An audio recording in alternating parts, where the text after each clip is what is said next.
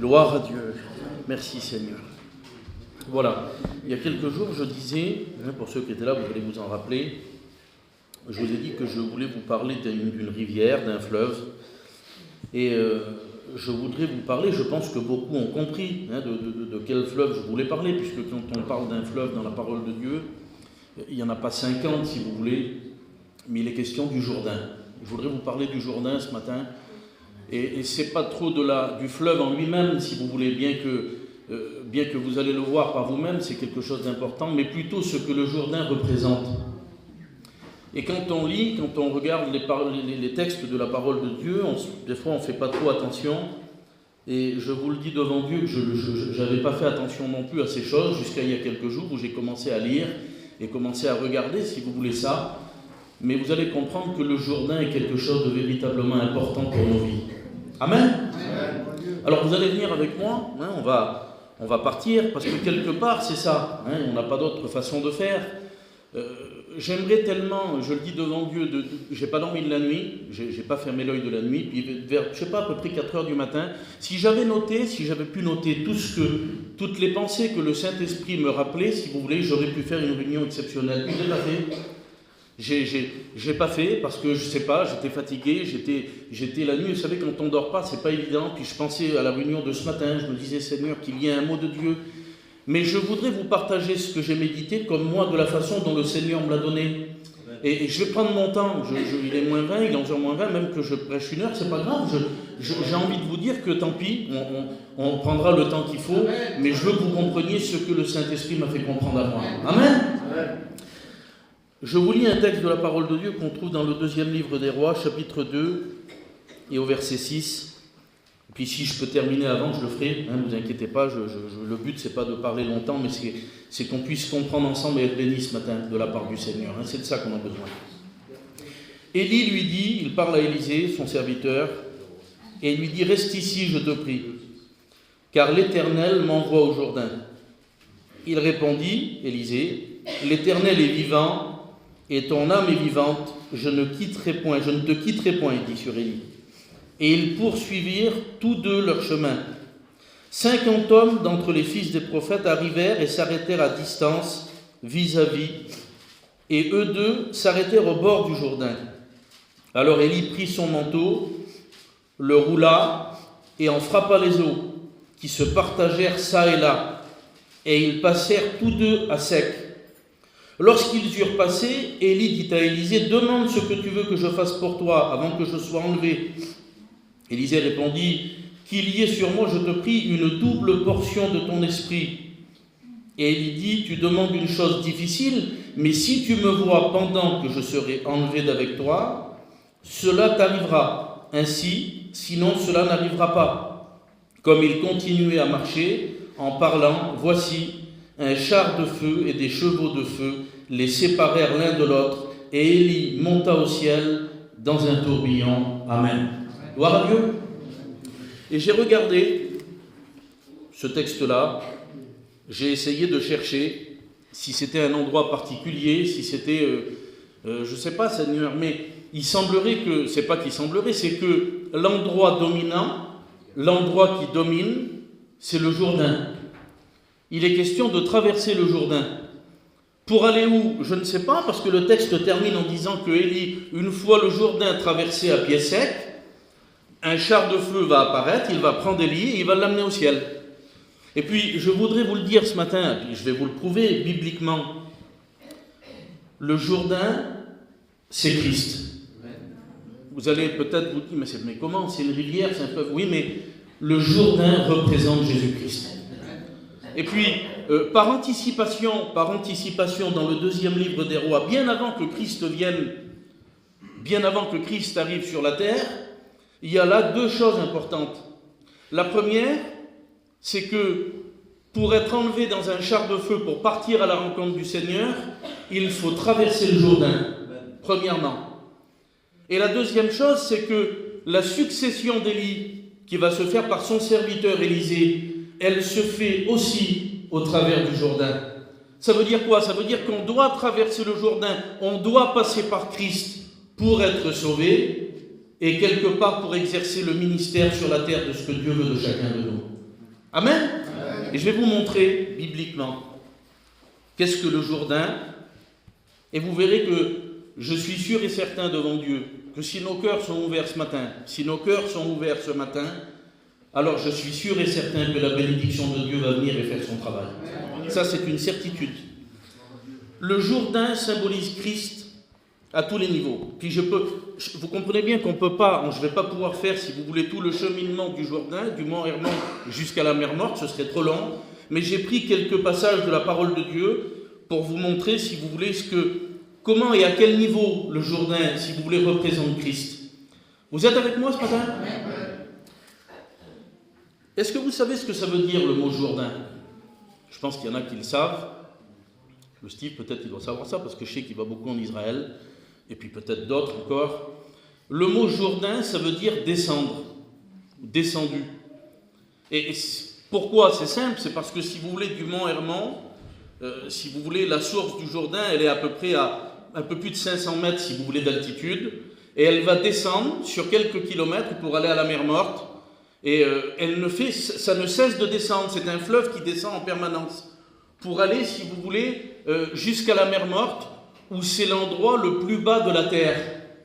Et on y reviendra tout à l'heure, il y a une explication à cela.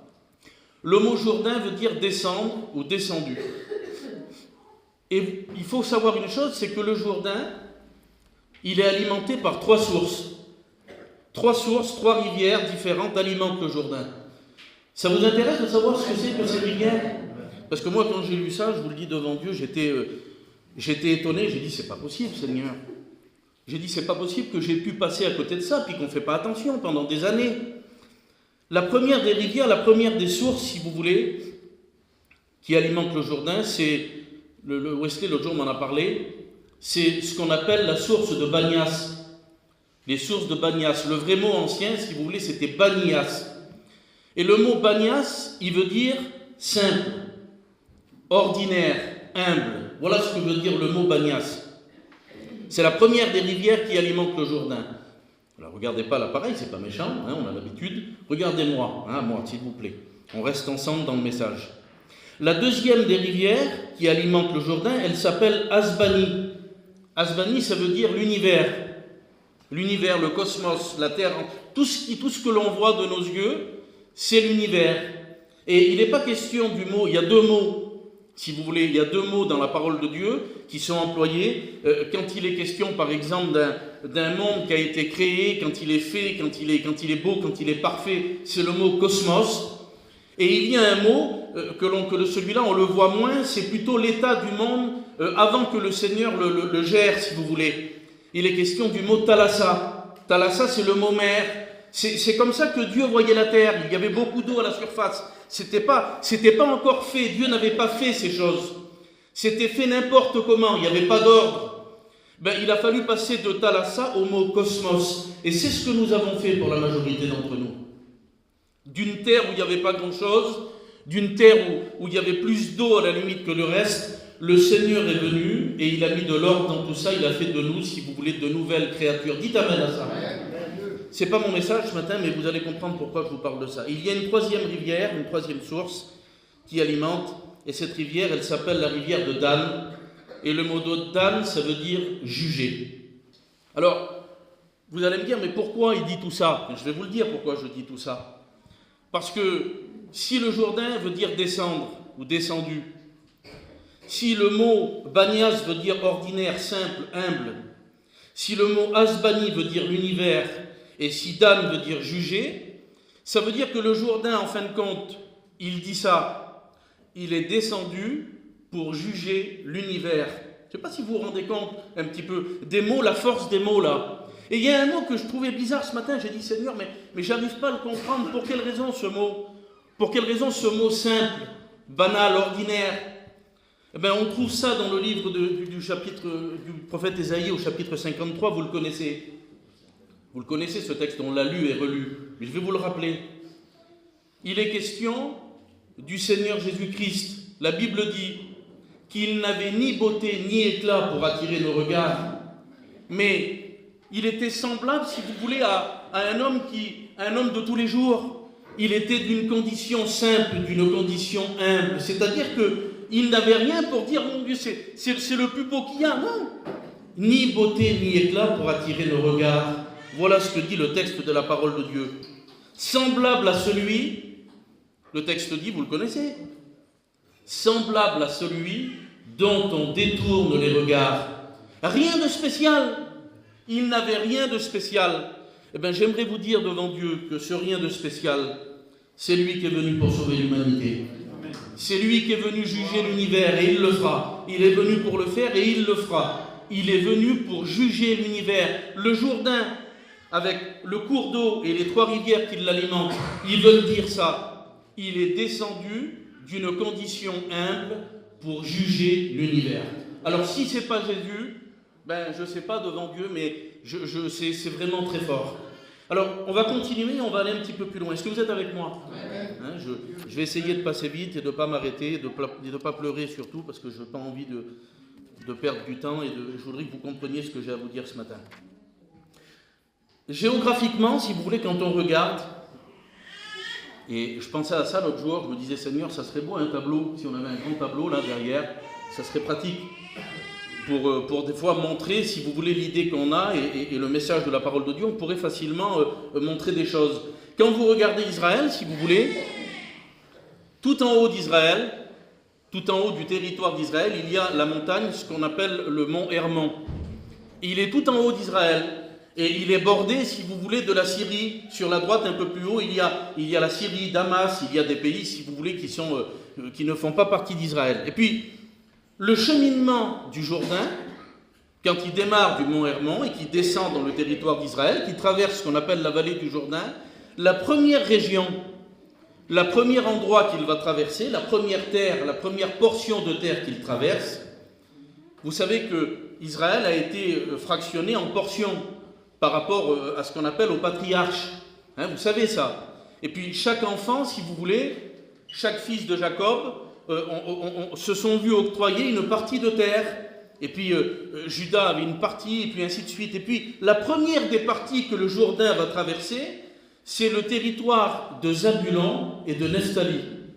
Alors, je sais que ça peut paraître, ce matin, vous allez dire, bon, c'est un peu compliqué, peut-être. Peut-être que c'est un peu compliqué. Mais il faut qu'on arrive à voir ce qui se passe derrière ces choses. Il faut ce matin-là, il faut que nos cœurs soient ouverts à la parole de Dieu pour recevoir de Dieu. Vous êtes d'accord? Si vous voulez être béni, de toute façon, il n'y a que ça à faire. Alors, le territoire de Zabulon et de Nephtali, il y a un texte de la parole de Dieu qui en parle, et je vais vous le lire. Le prophète Ésaïe, on va le prendre au chapitre 8 et au verset 23, voilà ce qu'il est écrit. « Mais les ténèbres ne régneront pas toujours sur la terre. Où il y a maintenant des angoisses, si les temps passés ont couvert d'opprobre le pays de Zabulon et le pays de Nephtali, les temps à venir couvriront de gloire la contrée voisine de la mer au-delà du Jourdain, le territoire des gentils. Le peuple qui marchait dans les ténèbres voit une grande lumière, sur ceux qui habitaient le pays de l'ombre de la mort, une lumière resplendit. » Et vous allez comprendre pourquoi le territoire de Zabulon et de Nephtali, si vous voulez, c'était l'endroit où régnait l'ombre de la mort. Pourquoi, si vous voulez, ce peuple était assis dans les ténèbres? Il y a une raison à cela. D'après ce que l'on sait de la parole de Dieu, à peu près 700 ans avant Jésus-Christ, 730 ans avant Jésus, il y a un homme qu'on appelle Téglat-Phalazar, et on ne va pas rentrer dans son explication parce que ce serait trop long. Mais cet homme-là, si vous voulez, c'était un roi assyrien. Et cet homme-là, d'après ce que l'on sait de la parole de Dieu, est venu. Le premier territoire qui était à portée de ses armées, si vous voulez, à lui, c'était le territoire de Nephtali et de Zabulon. Et cet homme-là, avec ses armées, il est venu en Israël. Il a conquis le territoire de Nephtali et de Zabulon, ce qu'on appelle la Galilée. Et toute la Galilée était sous son emprise à lui, sous domination assyrienne. Et d'après ce que l'on sait, historiquement, cet homme a déporté les gens qui étaient de ces contrées-là, de véritables juifs, de vrais hébreux. Il les a emmenés chez lui en Assyrie et il a mis dans ce pays-là des colons. Il a mis des hommes, si vous voulez, des femmes, des familles qui venaient d'Assyrie, mais qui n'avaient rien à voir avec le peuple de Dieu. Des faux hébreux, des faux chrétiens, des faux juifs. Et ces gens-là, si vous voulez, ils étaient là-bas dans ce pays et ils ont commencé à prospérer. Et ils ont eu des enfants et ils ont prospéré. Et à tel point, si vous voulez, dans tout Israël, dans tout le territoire d'Israël, quand on parlait de la Galilée, quand on parlait du territoire de Zabulon et de Naphtali, les gens disaient mais c'est le pays où règne l'ombre de la mort. Parce que c'est le territoire des païens. Vous savez comment ils appelaient la Galilée? Les Hébreux entre eux. Je ne savais pas, je l'ai appris il y a quelques jours. Ils appelaient ça Golil Goïm, le cercle des païens. Et c'est pour ça que dans l'évangile de Jean, au chapitre 7, il y a des hommes qui parlent, quand ils envoient les huissiers chercher Jésus, ils reviennent et ils disent on n'a pas pu l'arrêter parce que jamais homme n'a parlé comme cet homme. Et puis ces hommes, ils vont dire mais vous vous êtes laissé aussi endormir, vous? Vous ne savez pas que de la Galilée, il ne sort jamais de prophète? De ce pays de misère, de désolation, de ce cercle de païens, il ne vient rien de bon de là-bas. Et puis j'aimerais vous dire ça ce matin. Je le dis devant Dieu que c'est vrai, avec beaucoup de, je vais le dire, avec beaucoup de simplicité. Mais il y a combien de gens sur qui ces mots ils ont été dit? Il n'y a rien de bon en lui, il n'y a rien de bon en elle. Il ne peut rien faire de bon lui, elle ne peut rien faire de bon elle. Mais une fois que Christ est passé, et qu'il est venu lui arranger les choses à sa manière à lui, des familles qui n'étaient pas fréquentables, des noms de famille où l'on ne pouvait pas fréquenter. Aujourd'hui, il y a des serviteurs de Dieu, des gens qui n'étaient pas fréquentables parce qu'ils étaient difficiles. Le Seigneur les a changés. Des hommes perdus et enfoncés dans le péché jusqu'au cou. Le Seigneur les a changés, transformés. Dites Amen. Et ils avaient l'habitude, ils vivaient avec ça. C'était le territoire de l'ombre de la mort. Ce peuple qui était assis dans les ténèbres un jour. Mais le Seigneur dit par la bouche du prophète Ésaïe, les ténèbres ne couvriront pas toujours. Il va venir un moment, il disait Dieu. Viendra un moment où ce pays qui a été habitué à vivre dans la misère, cette partie de terre-là, qui était habitué à avoir été malmené, à avoir été persécuté par les rois assyriens, eh bien, cette partie de terre-là, elle sera la première à voir la lumière se lever sur elle. Et lorsque le prophète Ésaïe, au chapitre 8, il est en train de dire ça, vous savez de qui il parle? Il est en train de dire que la première des contrées qui sera visitée par Jésus-Christ, c'est le territoire de Zabulon et de Naphtali. C'est là qu'il va commencer son ministère. Il ne voudra pas commencer ailleurs, parce que c'est écrit. Il a fallu un homme qui le prophétise des centaines d'années avant. Et quand il va commencer son ministère, la Bible dit qu'il va aller à Capernaum. Et c'est à Capernaum où il va faire le plus de miracles. Ces gens qui étaient habitués à vivre dans la misère, ces gens qui vivaient si vous voulez, toujours dans les langues par rapport aux gens, mais tu peux rien faire là-bas, ne va pas là-bas, ça vaut rien. Ils sont méchants, ils peuvent rien faire, le Seigneur ne fera rien vers eux. Si Christ est capable de le faire. Je vous le dis devant Dieu, Christ est capable de le faire. Alors le Seigneur a commencé là-bas. Il a commencé dans le territoire de Zabulon et de Naphtali, il a prêché l'évangile.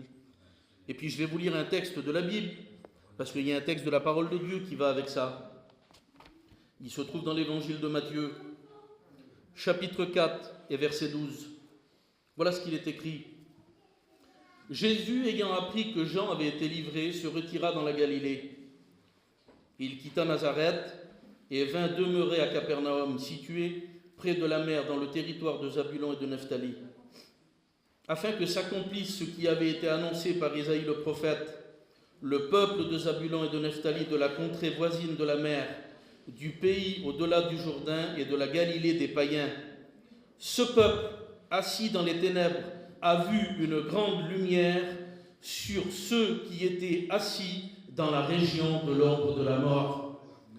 Il a commencé là-bas pour leur montrer, ici, là, c'est là où il y a le plus de ténèbres, c'est là où tu as le plus d'ennemis, c'est là où les ennemis te tiennent environné, où tu ne peux pas bouger. Ben, je vais te montrer, moi. Je vais te montrer que moi, je vais venir. Et moi, je vais délivrer cette partie de terre. Et la lumière s'est levée. La lumière s'est levée sur cette contrée. Il a commencé à prêcher l'évangile. Et puis des hommes sont venus au Seigneur, même si, il faut le reconnaître, une centaine d'années avant, si vous voulez, ils avaient tenté, eux qui étaient sous la loi mosaïque, si vous voulez, ils avaient tenté de rejudaïser. Mais il y avait toujours de la misère. Parce que les gens qui étaient là, c'était des païens. C'était des gens qui n'avaient ni foi ni loi. Eh bien, j'aimerais vous le dire devant Dieu que c'est vrai ce matin.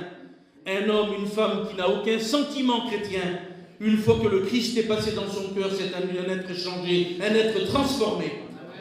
On se met à avoir des sentiments de chrétien.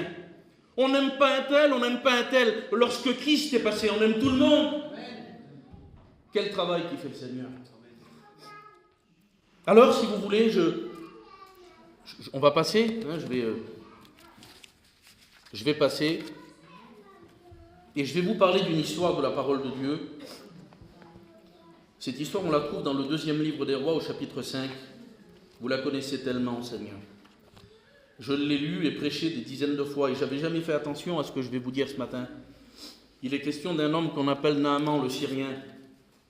2 Rois, chapitre 5. Vous le connaissez, hein, cet homme. C'est cet homme qui était lépreux.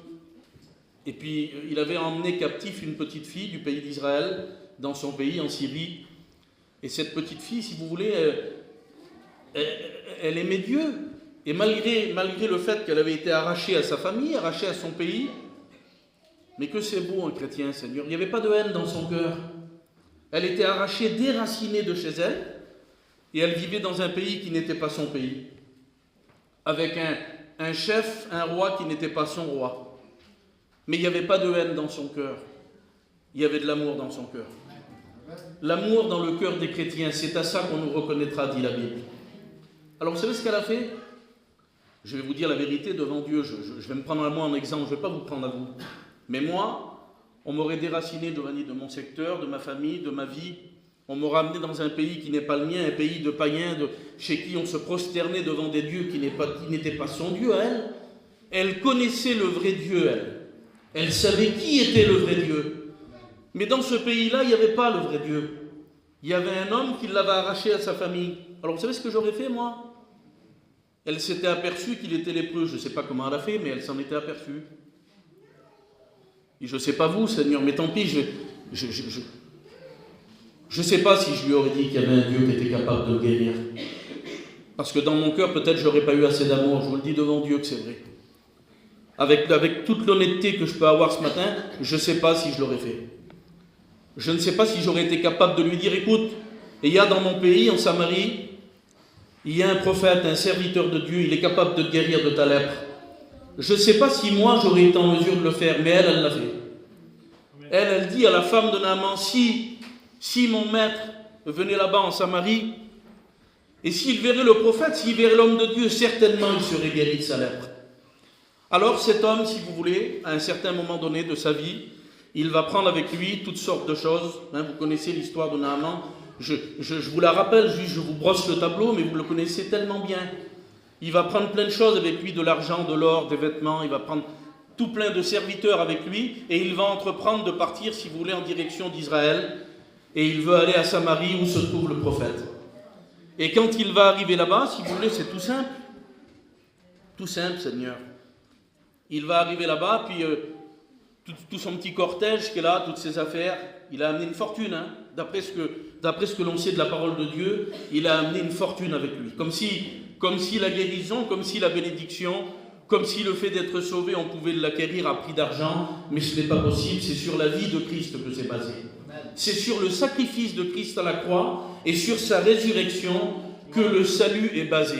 En aucun cas il est question d'argent, bien qu'il faut de l'argent aujourd'hui pour que l'œuvre de Dieu se fasse. Mais cet homme-là a amené une fortune, plein d'argent. Il a amené des vêtements de rechange, et puis quand il arrive là-bas, pour lui, vu l'importance du personnage, parce que c'est un homme important, hein, je ne vous l'ai pas dit, mais vous le savez, je vous le rappelle, il est question d'un général qui n'a certainement jamais perdu une bataille.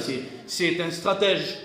C'est un stratège, si vous voulez, dans son pays. Et le roi lui-même, le roi de son pays, le roi en Syrie, c'est Naaman pour lui, c'est son gâté, si vous voulez. C'est son général qui ne perd pas d'armes de bataille, jamais. Il lui a fait une lettre en disant que, à la limite, la lettre à qui elle sera donnée, ben, il sera obligé, l'autre, de bénir. Mais personne ne peut obliger Dieu à bénir. Tu ne peux pas obliger Dieu à bénir quand on aura envie. Tu ne peux pas dire, bon, mais je verrai dans 2 ans, je verrai dans 3 ans, je verrai dans 6 mois, je verrai la semaine prochaine. Non, ça ne se passe pas comme on veut nous, ça se passe comme lui veut. On ne peut pas l'obliger, c'est pas possible. Alors il arrive là-bas, puis c'est nous, je vais vous les dire. Il arrive là-bas, puis le prophète, il dit sur ses serviteurs, il dit, va lui dire, sur Géasi, qui est entre parenthèses un mauvais serviteur, il dit, vas-y, va lui dire. Va lui dire que la solution pour lui, c'est de se laver, de se plonger 7 fois dans le Jourdain. Et puis quand il arrive, Géasi vers lui, il dit, voilà, il dit, mon maître, il m'a dit de te dire qu'il faut que tu te laves 7 fois dans le Jourdain. Et puis cet homme-là, cet homme qui est un homme important, si vous voulez, je ne peux pas dire d'autre mot que cela, Seigneur. Il connaît le roi, il parle avec le roi, il a une lettre dans sa main qui lui permet de franchir tous les pays qu'il veut, parce que le roi de Syrie, c'est un homme important.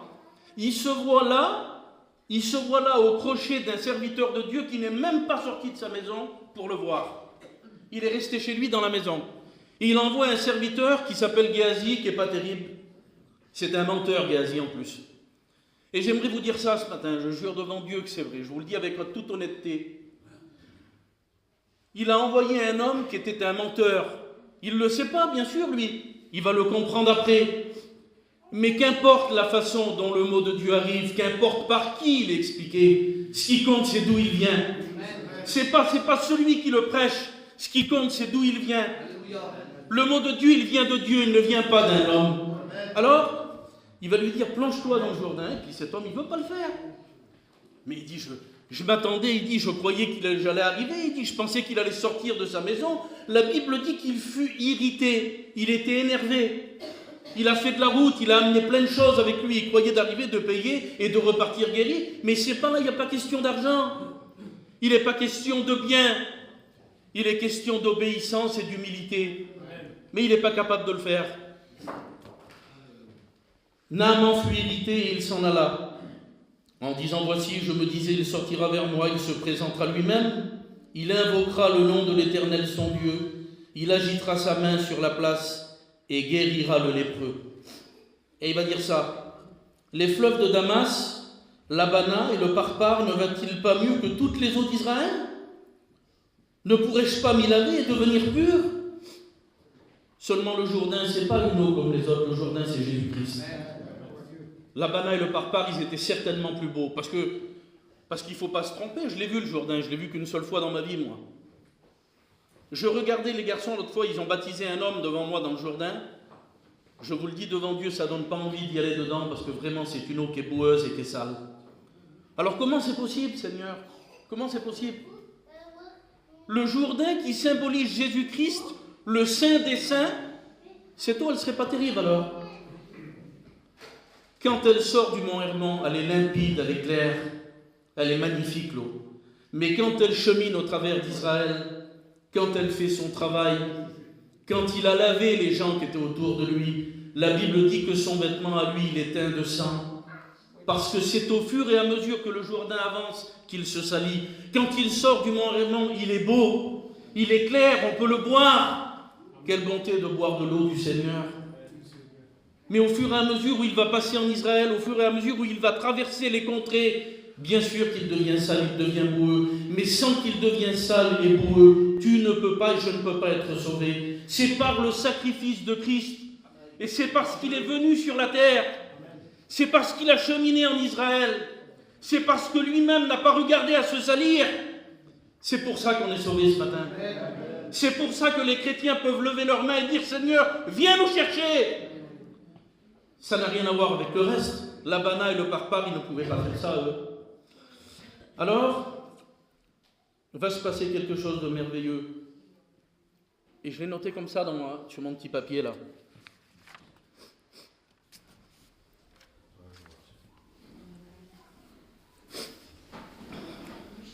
J'ai noté comme ça dans mon petit papier. Et vous allez comprendre pourquoi je vous dis ça. C'est là que les serviteurs de Dieu et que l'Église est représentée. On dit, Marie, en 2 Rois chapitre 5 ? Oui, en 2 Rois chapitre 5. L'Église du Seigneur avec les serviteurs de Dieu sont représentés. Quand il va partir, tout est terminé. Il ne s'est pas humilié. J'aurais compris le Seigneur une minute.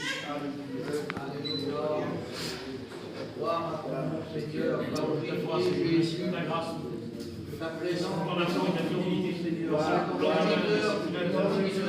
ta parole, c'est pour la descente que tu m'as fait.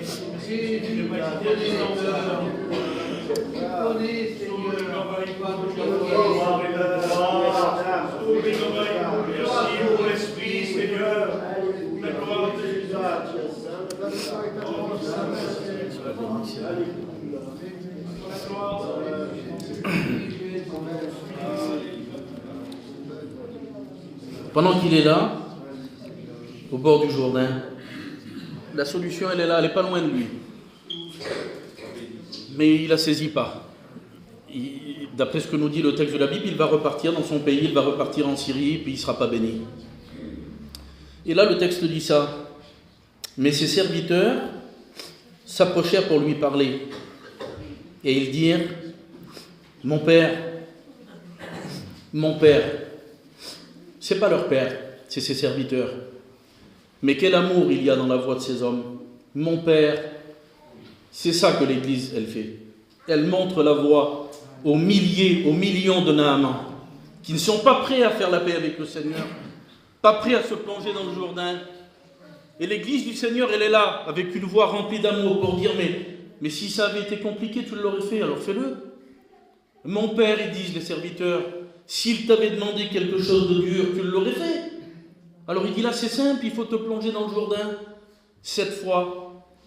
Alors cet homme va le faire. Et il va se laver dans le Jourdain 7 fois. Il va se tremper dans le Jourdain 7 fois. Et c'est pas de l'eau. Vous avez bien compris qu'il n'est pas question, le Jourdain n'a pas de pouvoir magique. Mais je vais vous refaire la phrase. Je vais vous la refaire si vous voulez à la façon, réellement si vous voulez littérale.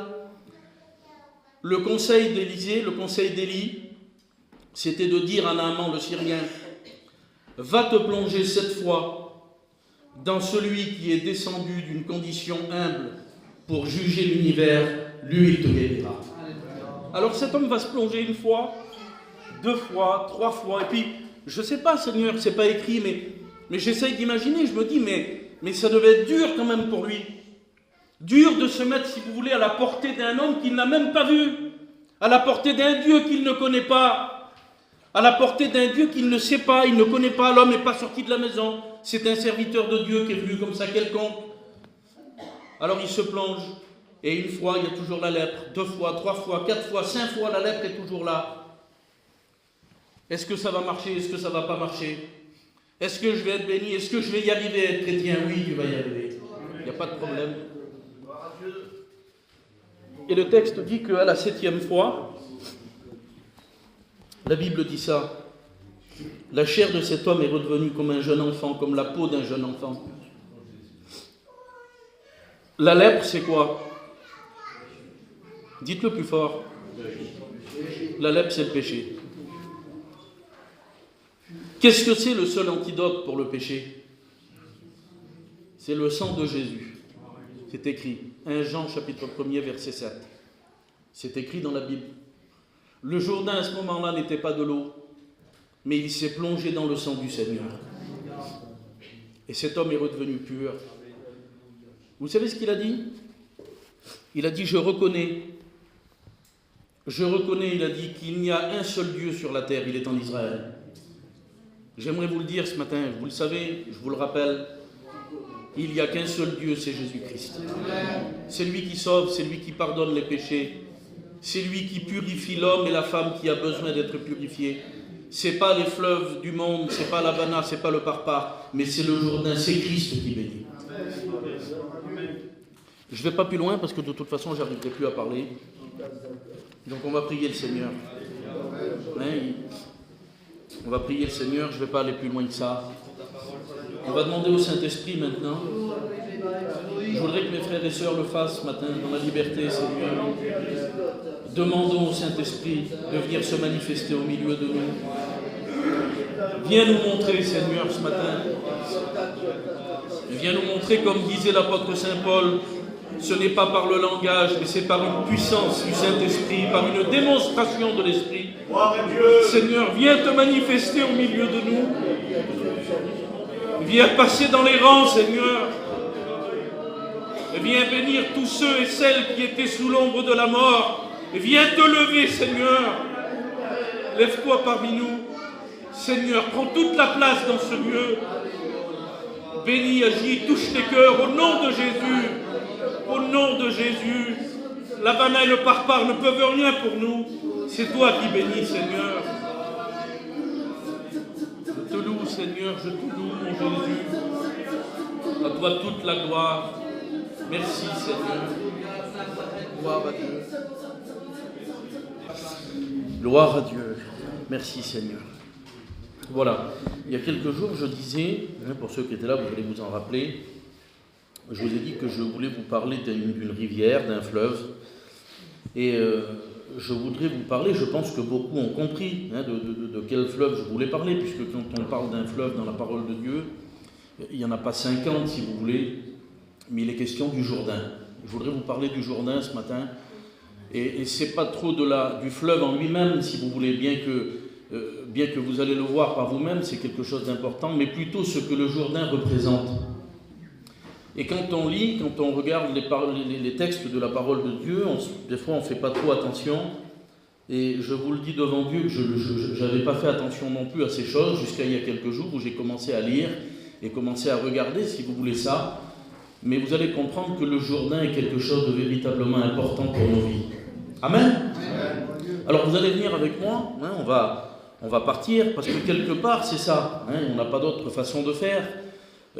J'aimerais tellement, je le dis devant Dieu, j'ai pas dormi de la nuit, j'ai pas fermé l'œil de la nuit, puis vers, je sais pas, à peu près 4 heures du matin, si j'avais pu noter toutes les pensées que le Saint-Esprit me rappelait, si vous voulez, j'aurais pu faire une réunion exceptionnelle. Je l'ai pas fait. J'ai pas fait parce que je sais pas, j'étais fatigué, j'étais la nuit, vous savez, quand on dort pas, c'est pas évident, puis je pensais à la réunion de ce matin, je me disais, Seigneur, qu'il y ait un mot de Dieu.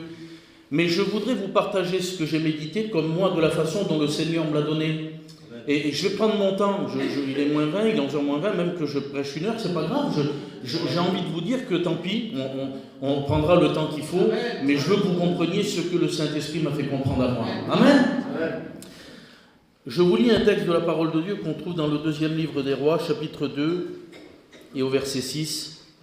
Puis si je peux terminer avant, je le ferai, ne vous inquiétez pas, le but c'est pas de parler longtemps, mais c'est qu'on puisse comprendre ensemble et être bénis ce matin de la part du Seigneur, c'est de ça qu'on a besoin. Élie lui dit, il parle à Élisée, son serviteur, et il lui dit, reste ici, je te prie, car l'Éternel m'envoie au Jourdain. Il répondit, Élisée, l'Éternel est vivant, et ton âme est vivante, je ne te quitterai point, il dit sur Élie. Et ils poursuivirent tous deux leur chemin. 50 hommes d'entre les fils des prophètes arrivèrent et s'arrêtèrent à distance vis-à-vis, et eux deux s'arrêtèrent au bord du Jourdain. Alors Élie prit son manteau, le roula et en frappa les eaux, qui se partagèrent çà et là, et ils passèrent tous deux à sec.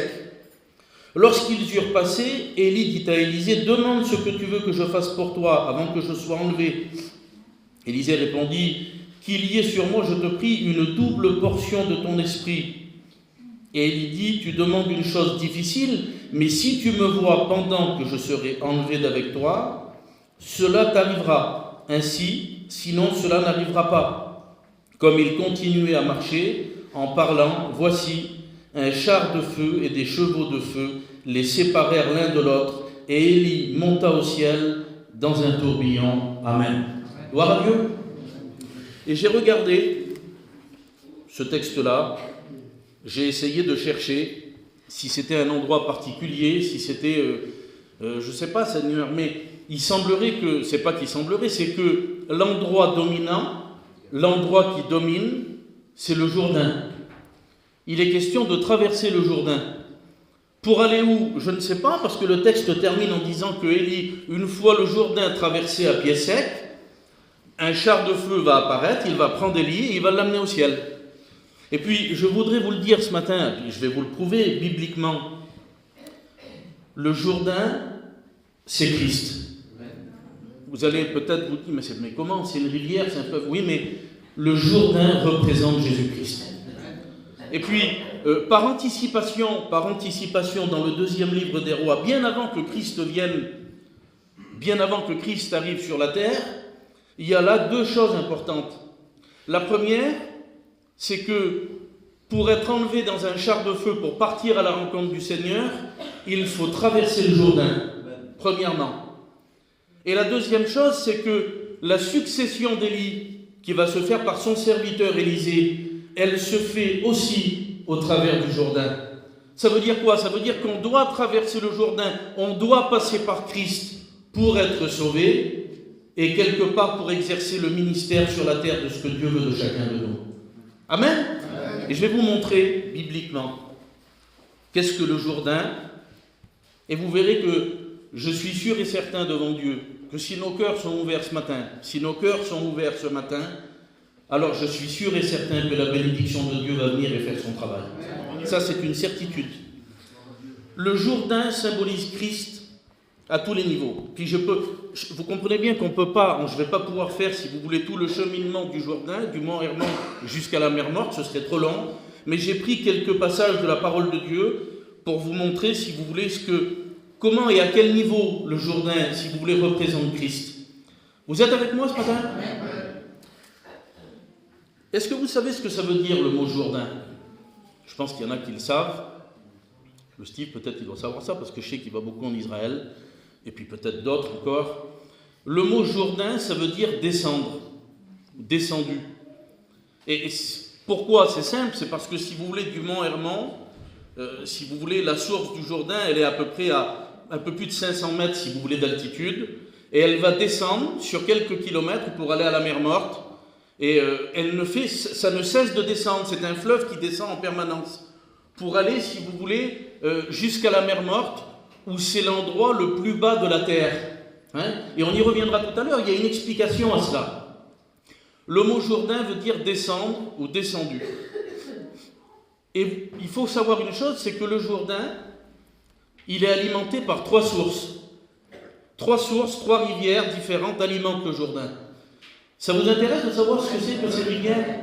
Parce que moi, quand j'ai lu ça, je vous le dis devant Dieu, j'étais étonné, j'ai dit, c'est pas possible, Seigneur.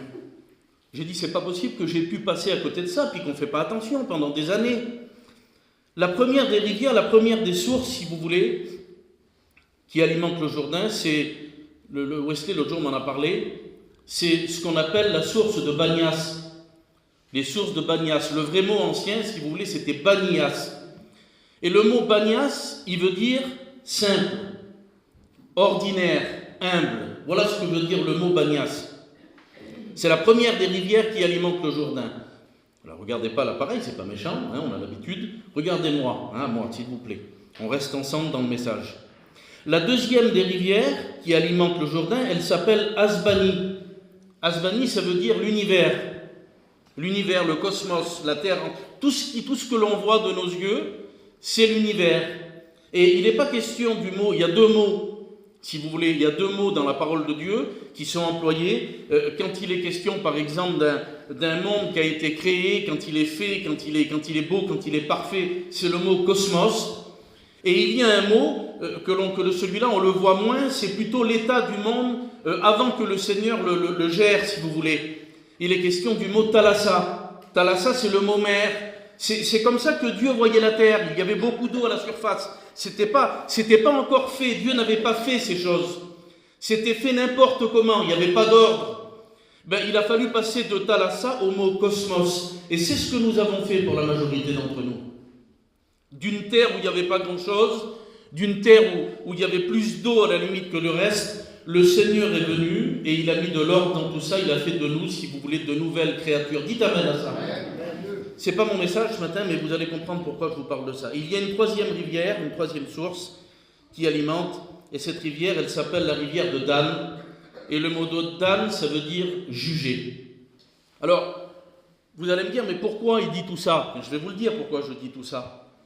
Parce que si le Jourdain veut dire descendre ou descendu, si le mot Banias veut dire ordinaire, simple, humble, si le mot Asbani veut dire l'univers, et si Dan veut dire juger, ça veut dire que le Jourdain, en fin de compte, il dit ça, il est descendu pour juger l'univers. Je ne sais pas si vous vous rendez compte un petit peu des mots, la force des mots là. Et il y a un mot que je trouvais bizarre ce matin, j'ai dit Seigneur, mais j'arrive pas à le comprendre. Pour quelle raison ce mot? Pour quelle raison ce mot simple, banal, ordinaire? Eh bien, on trouve ça dans le livre du prophète Ésaïe au chapitre 53, vous le connaissez. Vous le connaissez ce texte, on l'a lu et relu, mais je vais vous le rappeler. Il est question du Seigneur Jésus-Christ. La Bible dit qu'il n'avait ni beauté ni éclat pour attirer nos regards, mais il était semblable, si vous voulez, à un homme de tous les jours.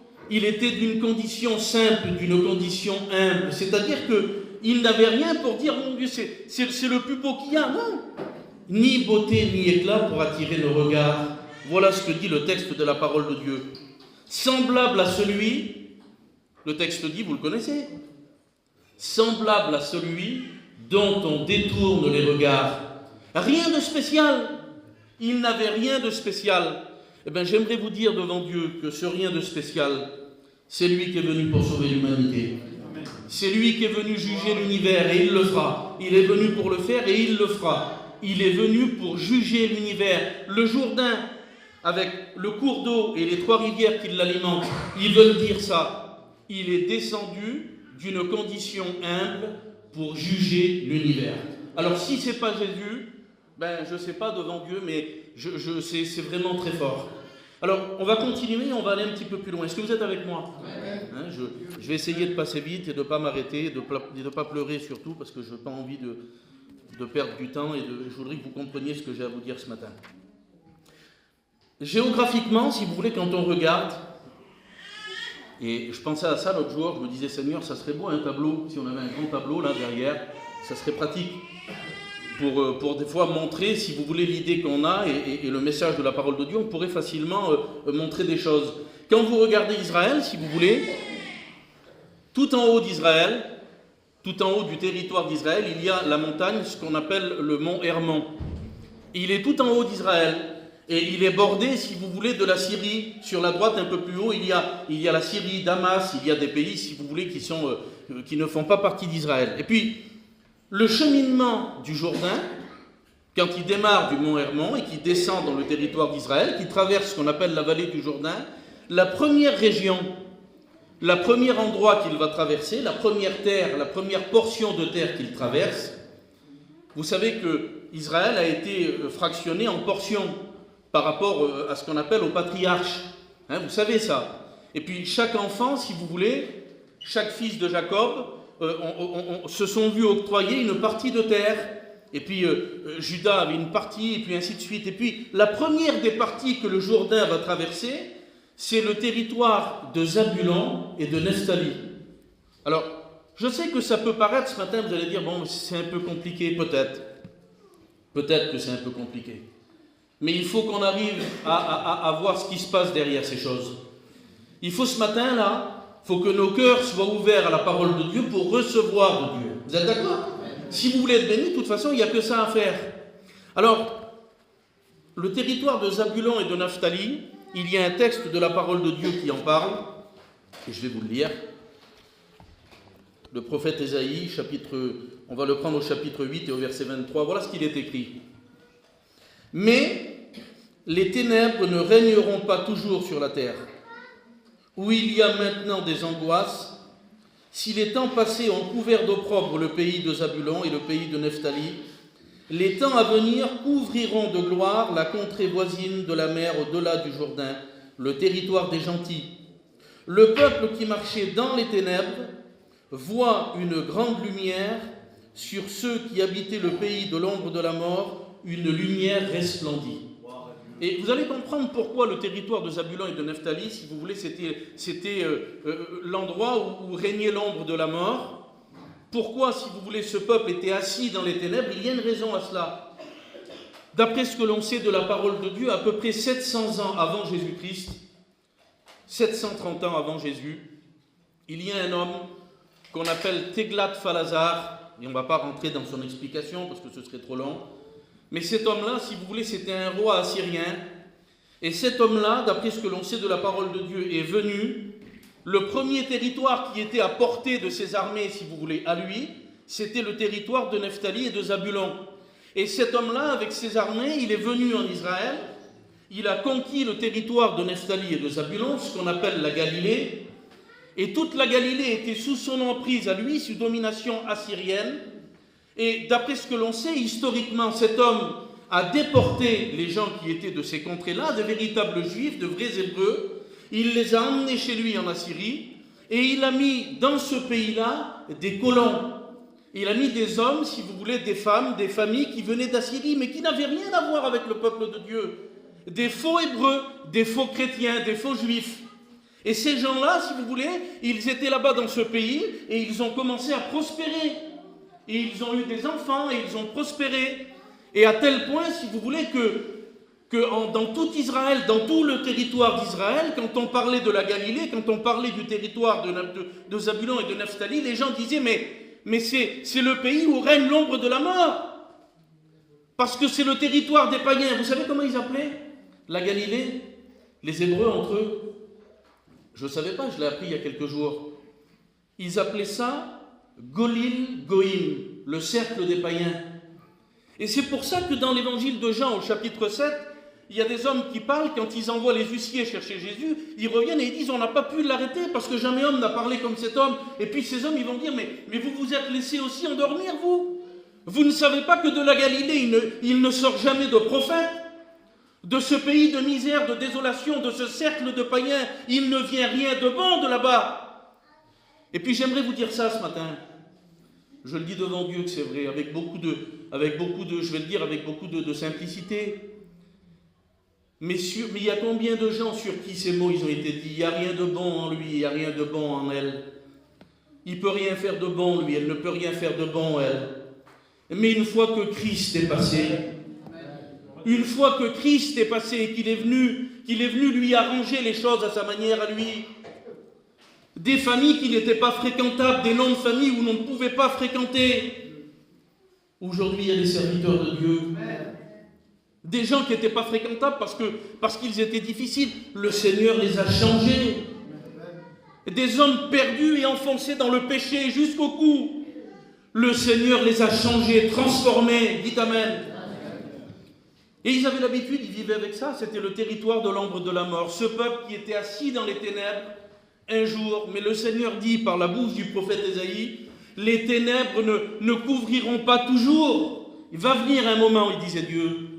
Viendra un moment où ce pays qui a été habitué à vivre dans la misère, cette partie de terre-là, ou qui était habitué à avoir été malmené, à avoir été persécuté par les rois assyriens, eh bien, cette partie de terre-là, elle sera la première à voir la lumière se lever sur elle. Et lorsque le prophète Ésaïe, au chapitre 8, il est en train de dire ça, vous savez de qui il parle? Il est en train de dire que la première des contrées qui sera visitée par Jésus-Christ, c'est le territoire de Zabulon et de Naphtali. C'est là qu'il va commencer son ministère. Il ne voudra pas commencer ailleurs, parce que c'est écrit. Il a fallu un homme qui le prophétise des centaines d'années avant. Et quand il va commencer son ministère, la Bible dit qu'il va aller à Capernaum. Et c'est à Capernaum où il va faire le plus de miracles. Ces gens qui étaient habitués à vivre dans la misère, ces gens qui vivaient si vous voulez, toujours dans les langues par rapport aux gens, mais tu peux rien faire là-bas, ne va pas là-bas, ça vaut rien. Ils sont méchants, ils peuvent rien faire, le Seigneur ne fera rien vers eux. Si Christ est capable de le faire. Je vous le dis devant Dieu, Christ est capable de le faire. Alors le Seigneur a commencé là-bas.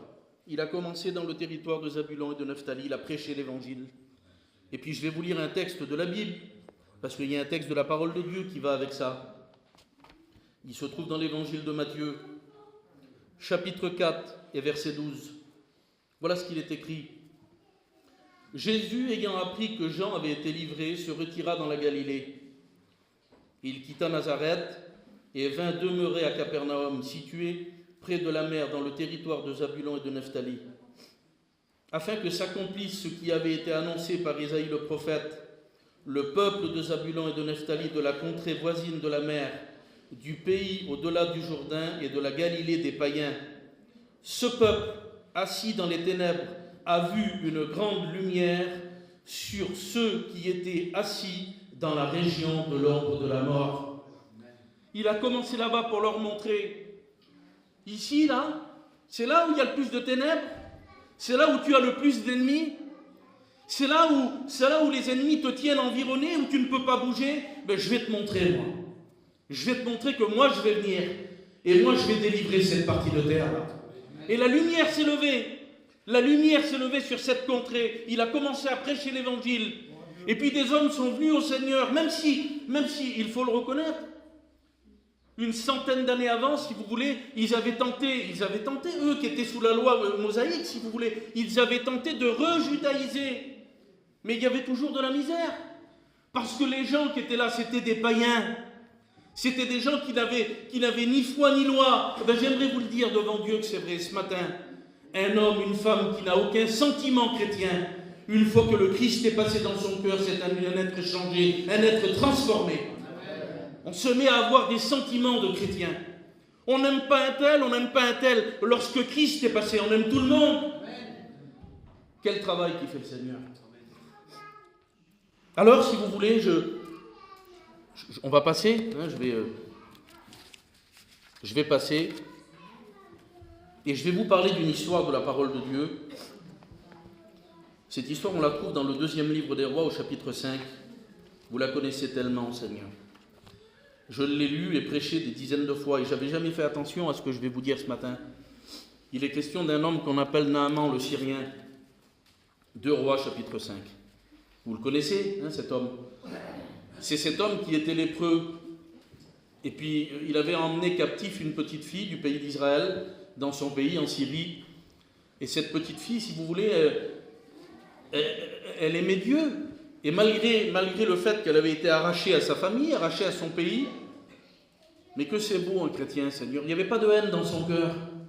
Elle était arrachée, déracinée de chez elle, et elle vivait dans un pays qui n'était pas son pays, avec un chef, un roi qui n'était pas son roi. Mais il n'y avait pas de haine dans son cœur, il y avait de l'amour dans son cœur. L'amour dans le cœur des chrétiens, c'est à ça qu'on nous reconnaîtra, dit la Bible. Alors vous savez ce qu'elle a fait ? Je vais vous dire la vérité devant Dieu, je vais me prendre à moi en exemple, je ne vais pas vous prendre à vous. Mais moi, on m'aurait déraciné de mon secteur, de ma famille, de ma vie.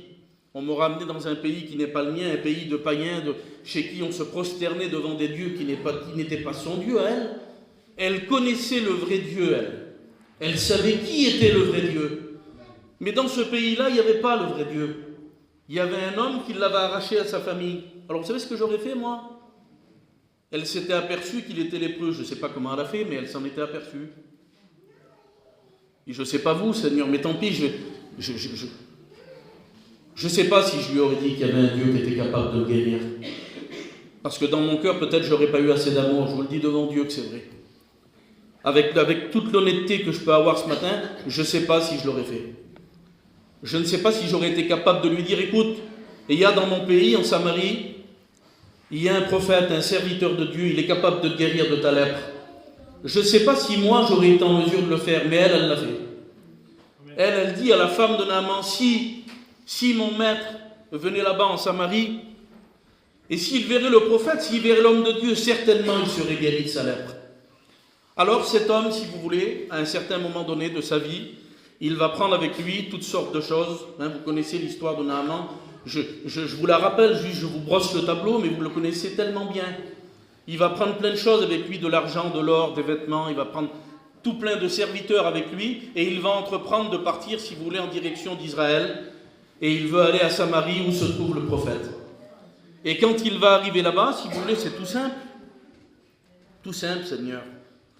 Il va arriver là-bas, puis tout son petit cortège qui est là, toutes ses affaires, il a amené une fortune, hein. D'après ce que l'on sait de la parole de Dieu, il a amené une fortune avec lui. Comme si la guérison, comme si la bénédiction, comme si le fait d'être sauvé, on pouvait l'acquérir à prix d'argent, mais ce n'est pas possible, c'est sur la vie de Christ que c'est basé.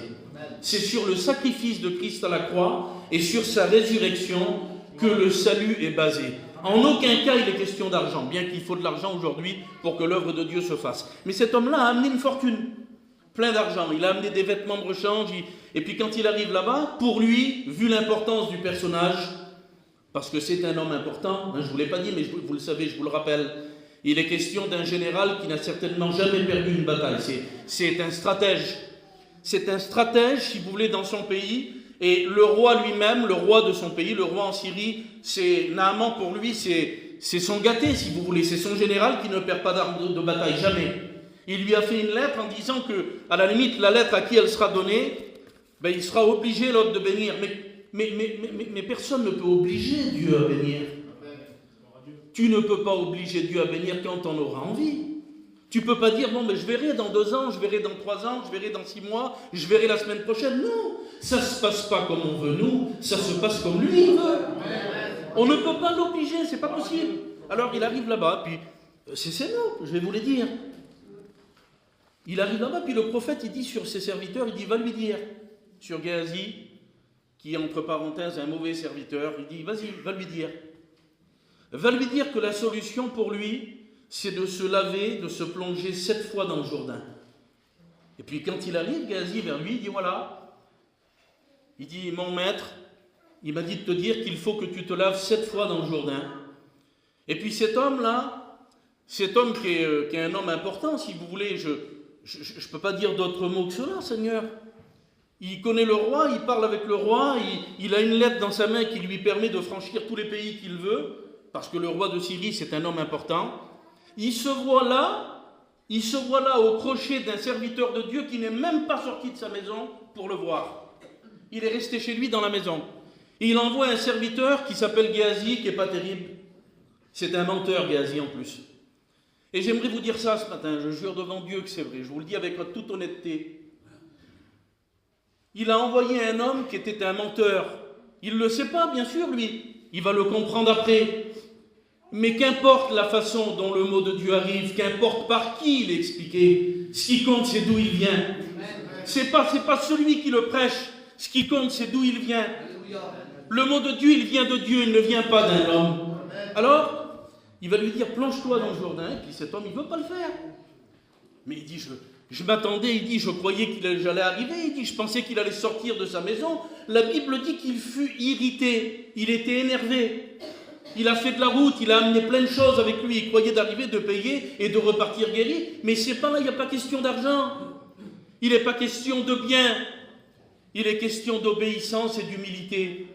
Mais il n'est pas capable de le faire. Naaman fut irrité et il s'en alla. En disant, voici, je me disais, il sortira vers moi, il se présentera lui-même, il invoquera le nom de l'Éternel son Dieu, il agitera sa main sur la place et guérira le lépreux. Et il va dire ça, les fleuves de Damas, l'Abana et le Parpar ne va-t-il pas mieux que toutes les eaux d'Israël? Ne pourrais-je pas m'y laver et devenir pur? Seulement le Jourdain, ce n'est pas une eau comme les autres, le Jourdain c'est Jésus-Christ. L'Abana et le Parpar, ils étaient certainement plus beaux, parce qu'il ne faut pas se tromper, je l'ai vu le Jourdain, je l'ai vu qu'une seule fois dans ma vie, moi. Je regardais les garçons, l'autre fois, ils ont baptisé un homme devant moi dans le Jourdain. Je vous le dis devant Dieu, ça ne donne pas envie d'y aller dedans, parce que vraiment c'est une eau qui est boueuse et qui est sale. Alors comment c'est possible, Seigneur? Comment c'est possible? Le Jourdain qui symbolise Jésus-Christ, le Saint des Saints, cette eau, elle ne serait pas terrible alors? Quand elle sort du mont Hermon, elle est limpide, elle est claire, elle est magnifique l'eau. Mais quand elle chemine au travers d'Israël, quand elle fait son travail, quand il a lavé les gens qui étaient autour de lui, la Bible dit que son vêtement à lui, il est teint de sang. Parce que c'est au fur et à mesure que le Jourdain avance qu'il se salit. Quand il sort du mont Hermon, il est beau, il est clair, on peut le boire. Quelle bonté de boire de l'eau du Seigneur. Mais au fur et à mesure où il va passer en Israël, au fur et à mesure où il va traverser les contrées, bien sûr qu'il devient sale, il devient boueux, mais sans qu'il devienne sale et boueux, tu ne peux pas et je ne peux pas être sauvé. C'est par le sacrifice de Christ, et c'est parce qu'il est venu sur la terre, c'est parce qu'il a cheminé en Israël, c'est parce que lui-même n'a pas regardé à se salir. C'est pour ça qu'on est sauvé ce matin. C'est pour ça que les chrétiens peuvent lever leurs mains et dire, Seigneur, viens nous chercher. Ça n'a rien à voir avec le reste. L'Abana et le Parpar, ils ne pouvaient pas faire ça, eux. Alors, va se passer quelque chose de merveilleux. Et je l'ai noté comme ça sur mon petit papier, là.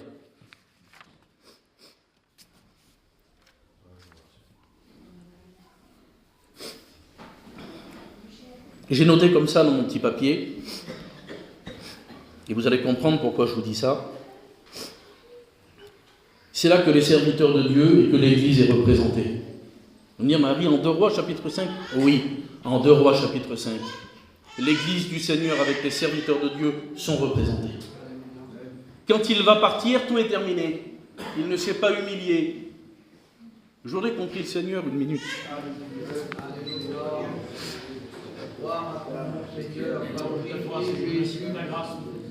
Ta présence, ta parole, c'est pour la descente que tu vas réaliser. Merci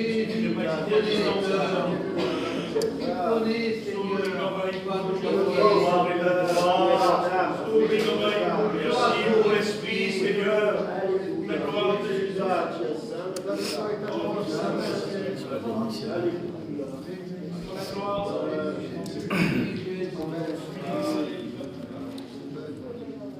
Pendant qu'il est là, au bord du Jourdain, la solution elle est là, elle n'est pas loin de lui. Mais il ne la saisit pas. D'après ce que nous dit le texte de la Bible, il va repartir dans son pays, il va repartir en Syrie, puis il ne sera pas béni. Et là le texte dit ça. Mais ses serviteurs s'approchèrent pour lui parler. Et ils dirent, mon père, c'est pas leur père, c'est ses serviteurs. Mais quel amour il y a dans la voix de ces hommes. Mon père, c'est ça que l'Église, elle fait. Elle montre la voie aux milliers, aux millions de Naaman, qui ne sont pas prêts à faire la paix avec le Seigneur, pas prêts à se plonger dans le Jourdain. Et l'Église du Seigneur, elle est là, avec une voix remplie d'amour pour dire, mais si ça avait été compliqué, tu l'aurais fait, alors fais-le. Mon père, ils disent les serviteurs, s'il t'avait demandé quelque chose de dur, tu l'aurais fait. Alors il dit là, c'est simple, il faut te plonger dans le Jourdain 7 fois. Alors cet homme va le faire. Et il va se laver dans le Jourdain 7 fois. Il va se tremper dans le Jourdain 7 fois. Et c'est pas de l'eau. Vous avez bien compris qu'il n'est pas question, le Jourdain n'a pas de pouvoir magique. Mais je vais vous refaire la phrase. Je vais vous la refaire si vous voulez à la façon, réellement, si vous voulez, littérale. Le conseil d'Élisée, le conseil d'Élie, c'était de dire à Naaman le Syrien, va te plonger 7 fois dans celui qui est descendu d'une condition humble pour juger l'univers, lui il te guérira. Alors cet homme va se plonger 1 fois, 2 fois, 3 fois, et puis, je ne sais pas Seigneur, c'est pas écrit, mais j'essaye d'imaginer, je me dis, mais ça devait être dur quand même pour lui. Dur de se mettre, si vous voulez, à la portée d'un homme qu'il n'a même pas vu, à la portée d'un Dieu qu'il ne connaît pas, à la portée d'un Dieu qu'il ne sait pas, il ne connaît pas, l'homme n'est pas sorti de la maison, c'est un serviteur de Dieu qui est venu comme ça quelconque. Alors il se plonge, et 1 fois, il y a toujours la lèpre, 2 fois, 3 fois, 4 fois, 5 fois, la lèpre est toujours là. Est-ce que ça va marcher? Est-ce que ça ne va pas marcher? Est-ce que je vais être béni? Est-ce que je vais y arriver à être chrétien? Oui, tu vas y arriver. Il n'y a pas de problème. Et le texte dit qu'à la 7e fois, la Bible dit ça, la chair de cet homme est redevenue comme un jeune enfant, comme la peau d'un jeune enfant. La lèpre, c'est quoi? Dites-le plus fort. La lèpre, c'est le péché. Qu'est-ce que c'est le seul antidote pour le péché? C'est le sang de Jésus. C'est écrit. 1 Jean chapitre 1er verset 7. C'est écrit dans la Bible. Le Jourdain à ce moment-là n'était pas de l'eau, mais il s'est plongé dans le sang du Seigneur. Et cet homme est redevenu pur. Vous savez ce qu'il a dit? Il a dit, je reconnais, il a dit qu'il n'y a un seul Dieu sur la terre, il est en Israël. J'aimerais vous le dire ce matin, vous le savez, je vous le rappelle, il n'y a qu'un seul Dieu, c'est Jésus-Christ. C'est lui qui sauve, c'est lui qui pardonne les péchés, c'est lui qui purifie l'homme et la femme qui a besoin d'être purifié. C'est pas les fleuves du monde, c'est pas l'Havana, c'est pas le Parpar, mais c'est le Jourdain, c'est Christ qui bénit. Je ne vais pas plus loin parce que de toute façon, je n'arriverai plus à parler. Donc on va prier le Seigneur. On va prier le Seigneur, je ne vais pas aller plus loin que ça. On va demander au Saint-Esprit maintenant. Je voudrais que mes frères et sœurs le fassent ce matin dans la liberté, Seigneur. Demandons au Saint-Esprit de venir se manifester au milieu de nous. Viens nous montrer, Seigneur, ce matin. Viens nous montrer, comme disait l'apôtre Saint Paul, ce n'est pas par le langage, mais c'est par une puissance du Saint-Esprit, par une démonstration de l'Esprit. Seigneur, viens te manifester au milieu de nous. Viens passer dans les rangs, Seigneur. Viens bénir tous ceux et celles qui étaient sous l'ombre de la mort. Viens te lever, Seigneur. Lève-toi parmi nous. Seigneur, prends toute la place dans ce lieu. Bénis, agis, touche tes cœurs au nom de Jésus. Au nom de Jésus. La Havana et le Parpar ne peuvent rien pour nous. C'est toi qui bénis, Seigneur. Je te loue, Seigneur, je te loue, mon Jésus. À toi toute la gloire. Merci, Seigneur. Gloire à Dieu.